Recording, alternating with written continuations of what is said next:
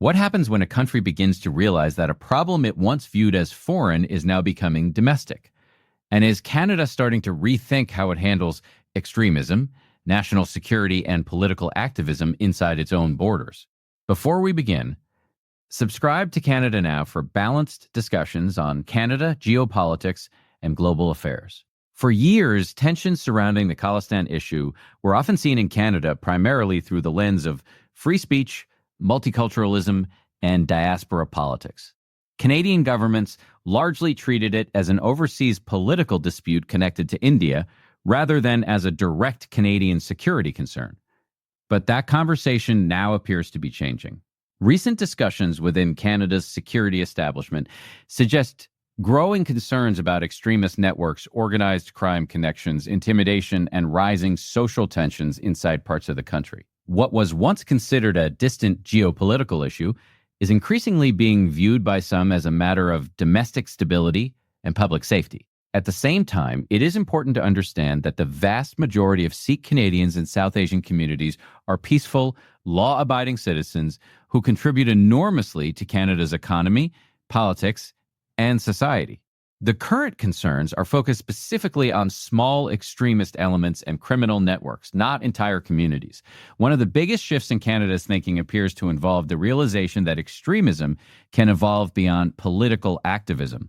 Security analysts have raised concerns about online radicalization, intimidation, organized crime links, and attempts to influence local institutions or community spaces. Some incidents in British Columbia and Ontario involving extortion, violence, and gang-related activity have further intensified debates about whether certain extremist-linked groups may also overlap with criminal operations.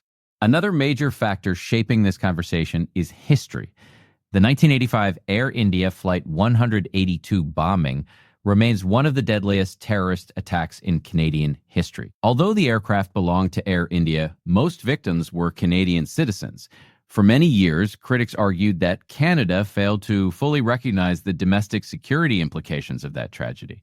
Now, decades later, some observers believe Canada is beginning to revisit those lessons more seriously. This shift is also happening during a period of major geopolitical change. Canada's relationship with India deteriorated significantly during the later years of Justin Trudeau's government, especially after public allegations and diplomatic tensions surrounding security concerns.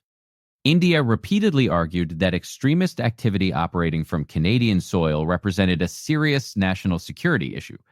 Canada, on the other hand, emphasized legal process, sovereignty, and protections for civil liberties. Today, however, there are signs that parts of Canada's political and security establishment may be reassessing how to balance democratic freedoms with growing concerns about extremism and social stability.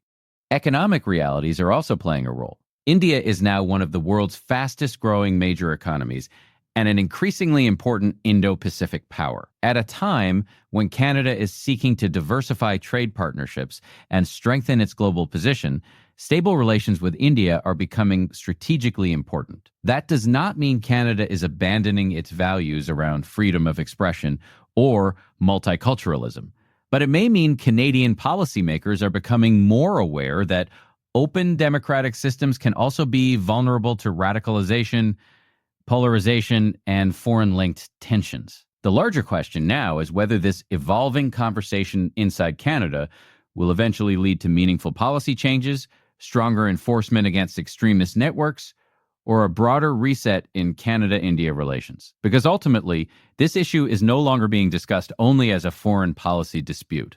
It is increasingly becoming part of a wider Canadian debate about national security, democratic resilience, social cohesion, and how an open society responds to extremism in a rapidly changing world.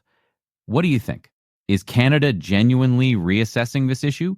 Or is this simply a temporary political shift?